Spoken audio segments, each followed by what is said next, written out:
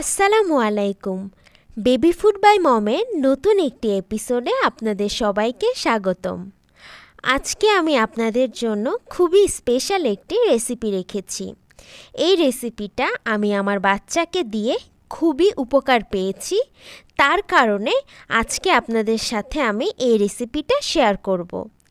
এই রেসিপিতে বাচ্চাদের কোষ্ঠকাঠিন্য দূর হবে, মেধাশক্তি বৃদ্ধি পাবে, বাচ্চাদের রক্তশূন্যতা দূর হবে এবং বাচ্চার ওজন খুবই দ্রুত বৃদ্ধি পাবে।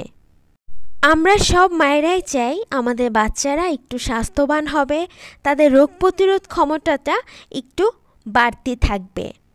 তাই তাদেরকে খাওয়ানোর জন্য আমাদের কিন্তু সবসময় মজার এবং চেঞ্জ করে খাবারগুলো খাওয়াতে হবে। এই খাবারটাতে বাচ্চাদের ঘুমও কিন্তু অনেক ভালো হবে। তো চলুন কথা না বাড়িয়ে মূল প্রিপারেশনে চলে যাব। মূল প্রিপারেশনে যাওয়ার আগে যারা এখনও আমার চ্যানেলটি সাবস্ক্রাইব করেননি তারা দয়া করে সাবস্ক্রাইব করে বেল আইকনটি ক্লিক করে দিবেন, আর যারা অলরেডি সাবস্ক্রাইব করেছেন তাদেরকে অসংখ্য ধন্যবাদ। এই রেসিপিটি বানানোর জন্য আমি এখানে 2 পদের বাদাম নিয়েছি, কাঠবাদাম এবং কাজু বাদাম। আপনারা যে কোনো ধরনের বাদামই এখানে ব্যবহার করতে পারেন, কিন্তু বাচ্চাকে যদি প্রথমে বাদাম দিয়ে থাকেন সেক্ষেত্রে যে কোনো 1 পদের বাদাম দিবেন। আর নিয়েছি 2 টুকরো খেজুর এবং কিশমিশ, এটা আমি আগের দিন রাত্রে ভিজিয়ে রেখেছিলাম। আর লাগছে চিড়া। চিড়ার পরিবর্তে কিন্তু আপনারা এখানে ওটসও ব্যবহার করতে পারেন। 6 মাস থেকে শুরু করে যে কোনো বয়সের বাচ্চাদেরকে এই খাবারটা দিতে পারবেন। শুধুমাত্র 8 মাস থেকে বাচ্চাদেরকে বাদামটা অ্যাড করবেন। আমি এখানে সাদা চিড়া নিয়েছি, আপনারা চাইলে লাল চিড়াও নিতে পারেন। চিড়াটি আমি ফুটন্ত পানি দিয়ে ভালো মতো কয়েকবার ধুয়ে নিয়েছি। ধুয়ে নিয়ে আমি এই চিড়াটা 5 থেকে 10 মিনিটের মতো ভিজিয়ে রাখব। এখন চলে যাচ্ছি রান্নাতে। প্রথমে আমি বাদামগুলো প্যানে নিয়ে হালকা করে ভেজে নিব। অতিরিক্ত ভাজবেন না, তাহলে কিন্তু বাদাম পুড়ে যাবে, পুড়ে গেলে তিতা হয়ে যাবে। বাদামে রয়েছে প্রচুর পুষ্টিকারী উপাদান, তাই পুষ্টিবিদগণ বলেন বাচ্চাদেরকে 8 মাস থেকে বাদামটা খাবারে অ্যাড করার জন্য। বাদামে থাকা প্রোটিন মস্তিষ্কের কোষগুলোকে মেরামত করতে সাহায্য করে। এছাড়া এতে ভিটামিন এ ও ওমেগা 3 ফ্যাটি অ্যাসিড রয়েছে। এটি বাচ্চাদের স্মৃতিশক্তি বাড়ায়, রোগ প্রতিরোধ ক্ষমতা বৃদ্ধি করে এবং হাড়কে শক্ত রাখে। আমার বাদামগুলো ভাজা হয়ে গিয়েছে, দেখেন হালকা কালচে কালার চলে এসেছে। এখন আমি বাদামগুলো ঠান্ডা করে একটি ব্লেন্ডারে ব্লেন্ড করে নেব। আপনারা চাইলে এখানে আস্ত ভাবেও ব্লেন্ড করতে পারেন, আবার চাইলে বাদামগুলো কুচি করে কেটেও ব্লেন্ড করতে পারেন। অতিরিক্ত ব্লেন্ড করলে কিন্তু বাদামগুলো দলা পেকে যাবে, ঝরঝরে হবে না। এরপর একে একে আমি ভিজিয়ে রাখা চিড়াগুলো পানি সহকারে এই বাদামের ভিতরে অ্যাড করে দিব। তারপর এতে আমি ভিজিয়ে রাখা খেজুর এবং কিশমিশ আটি ফেলে দিয়ে অ্যাড করে দিব। তারপর এটা আমি ব্লেন্ড করে নিব। দেখুন কত মিহি একটা মিশ্রণ তৈরি হয়েছে।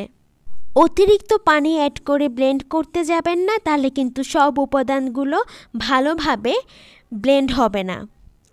এরপর আমি আবার একটি গরম প্যানের ভিতরে 2 টেবিল চামচের মতো বাটার অ্যাড করে দিব। বাটার অ্যাড করে আমি সমস্ত প্যানে মাখিয়ে নিব।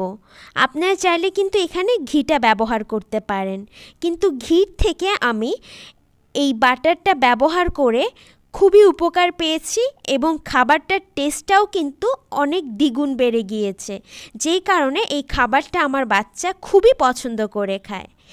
এরপর আমি আমার ব্লেন্ডারে থাকা এই মিশ্রণটি এখানে অ্যাড করে দিব। অ্যাড করে দিয়ে আমি কিছুক্ষণ এই মিশ্রণটি ভেজে নিব। একটু সময় নিয়ে ভাজবেন, তাহলে খাবারের টেস্টটা আরও বেড়ে যাবে। এখানে আমি 1 চিমটি লবণ ব্যবহার করছি, যেহেতু আমার বাচ্চার বয়স 1 বছরের বেশি, তাই আমি এখানে লবণটা দিচ্ছি। আপনারা চাইলে লবণটা এখানে স্কিপ করতে পারেন।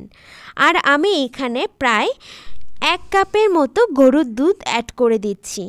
আপনার বাচ্চার বয়স যদি 1 বছরের কম হয় সেক্ষেত্রে আপনি এখানে পানি দিয়ে রান্না করে পরবর্তীতে ফর্মুলা মিল্কটা অ্যাড করে দিতে পারেন। বাচ্চা অসুস্থ হলে, কিছু খেতে না চাইলে অথবা অসুস্থ পরবর্তী সময়ে এই খাবারটা কিন্তু আপনারা বাচ্চাকে দিতে পারেন। তারা কিন্তু খুবই মজা করে এই খাবারটি খাবে।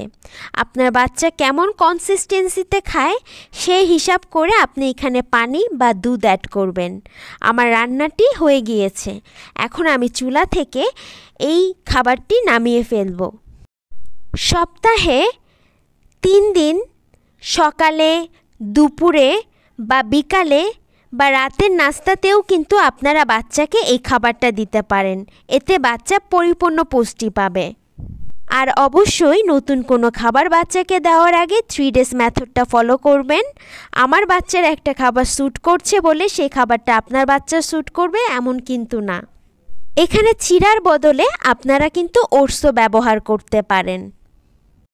আমি এই খাবারটি আমার বাচ্চাকে খাওয়ানোর পর আলহামদুলিল্লাহ ভালো ফল পেয়েছি, তাই আমি মায়েদের সাথে এই খাবারটা শেয়ার করলাম। আশা করি আপনারাও নিরাশ হবেন না। চাইলে এখানে আপনারা কলা বা আপেলের পিউরিও অ্যাড করতে পারেন। আজ এই পর্যন্ত। ইনশাল্লাহ আবারও হাজির হব নতুন কোনো রেসিপি নিয়ে। রেসিপি সম্পর্কিত কোনো প্রশ্ন থাকলে অবশ্যই কমেন্ট বক্সে জানাবেন। আর যদি আমার রেসিপিটা ভালো লেগে থাকে শেয়ার করে অপরকে দেখার সুযোগ করে দিবেন। আর অবশ্যই লাইক কমেন্টস করতে ভুলবেন না। আল্লাহ হাফেজ।